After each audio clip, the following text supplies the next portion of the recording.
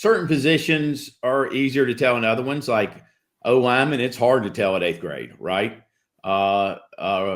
Sometimes linebackers hard to tell in technique camps where you're not hitting. Other positions, you can pretty much tell. We kind of hang our hat on. We've done pretty good at the quarterback position. I mean, we found Trevor Lawrence as a 7th grader and, kind of knowed him the second going to come. We found Bryce Young. We found Caleb Williams. All those guys were as good as they, are now as 7th and 8th graders. So I think quarterback was a little bit easier position to tell. I think receiver is when the 7-on-7 kind of exploded. What did that do? It brought out, I can remember the days when I'd go to a high school game and if you saw one 6'5" wide receiver on your schedule across the course of the season, that was something. Now every team's got a 6'4", 6'5" wide receiver, right? And so I think 7-on-7 helped the basketball players come out of the gym. Those guys realized that, hey, I'm not going to the NBA at 6'4".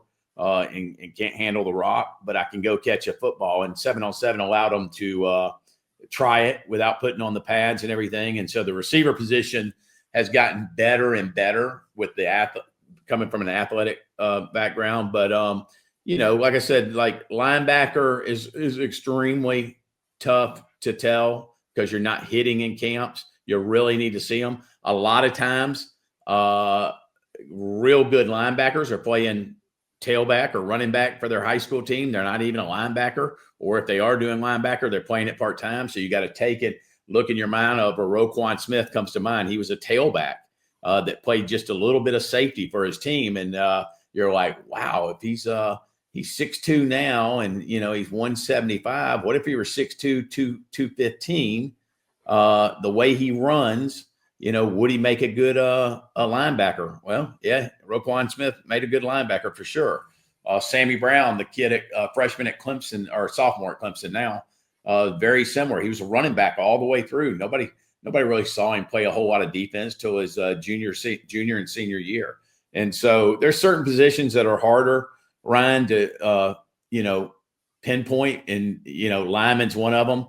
A kid might be 6'4", 6'5", but he's only 190, 200 pounds his 8th grade, 9th grade year, right? Well, you got to know that down the road, he's going to put on 30 pounds here. He's going to put on another 30 when he gets to college and gets on their weight program and their training table and stuff. And so now that 6'5", 6'6" kid, if he grows an inch, is 260, 270, 280. And so linemen are extremely hard to kind of pinpoint at an early age. You do have some that come along, and Paris Johnson, the tackle from Ohio State that went to the Arizona Cardinals, he was 6'5", 260 as a freshman. So he had it going on. But for the most part, believe it or not, quarterbacks is kind of the easiest position to see that, hey, this guy's going to be Trevor Lawrence,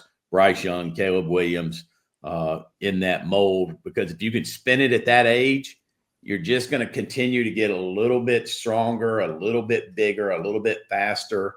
All those guys had one thing in common: their IQ and pre-snap reads were unbelievable. And I think camps and specified quarterback training helped that. I mean, for us, we've been in camps where we have a 7th grade quarterback get up on the blackboard and smoke half the high school quarterbacks in the country on pre-snap reads and what coverage is the defensive end. That's a huge advantage pre-snap. Davis Mills, the backup for the Houston Texans, I think he just signed the largest backup deal in the NFL. He'll hang around the NFL holding a clipboard for 15 years because of this quarterback IQ. So you actually brought up something I kind of wanted to follow it up. It was really awesome hearing you talk about quarterbacks, and what I thought you were going to say wasn't what you said, because you were talking about, well, they can spin it, they can read the board. What's interesting to me is you watch some of the prominent people on the pro side, and all they seem to want to talk about is that athleticism, that escapability, that mobility in the pocket.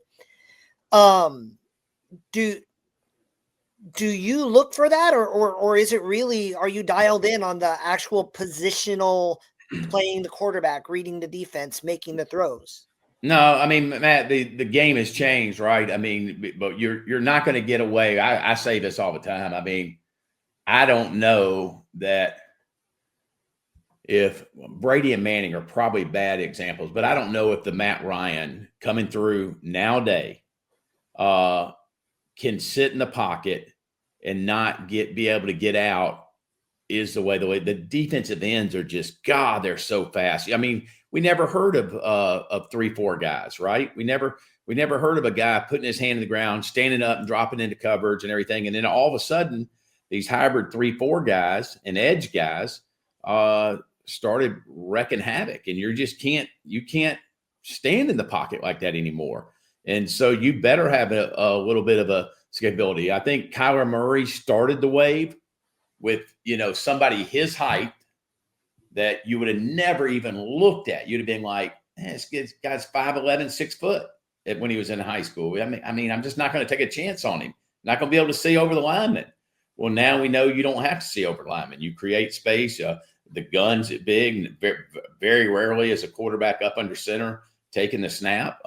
He can roll. He can create his own lane and stuff. So you didn't need to have it. And so that it kind of changed. That you better, from a quarterback position, you better be an athlete. And that's why when Lamar came around, we're like, okay, this kid's in Miami. He's doing some special stuff. He's a high 3-star, low 4-star. We weren't looking at him for the game. Probably should have been. But we're like, man, is he going to change the game? And, then he got to Louisville, had that crazy freshman year, had a sophomore year. And then that's when we were like, from a selection committee, we're like, we might want to find quarterbacks that are a little bit more athletic than your standard 6'4", 6'5", drop back in the pocket and can't move type quarterback. Because eventually you got to get away now. You can't, the rush is so good. D linemen are so much better than what they were. Linebackers are so much better than what they were. I contributed to speed training. I mean, these guys, they train now, and everybody takes a 10th off their 40 from the time they're a freshman in college to their pro day. So, it's the game's changed and evaluating quarterbacks has changed too. I think the biggest thing that's changed, Matt, is don't be scared of that 6'1" guy anymore, because he can play. And Drew Brees helped a little bit on that. He was a freaky athletic. People don't understand how athletic Trevor Lawrence is at 6'5". I mean, this dude can move the chains. If you remember him at Clemson, if you watch him in the NFL today, he can take off and get you 10 yards.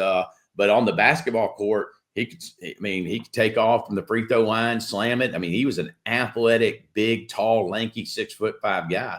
It helped him get draft number 1. People don't realize you don't want to race Caleb Williams in a foot race. I mean, the dude is legitimately, him and Justin Fields are 4'3", low 4'4" guys. I mean, that's dangerous to have at quarterback. So long story short is it's definitely changed. I mean, I don't think you would see the journeyman 6'4", 6'5" quarterback be able to make it. And then look at your journeymen now. Who are they? Tyrod Taylor, Teddy Bridgewater, these guys that are staying around that can escape if they need to. And, those are your journeymen now.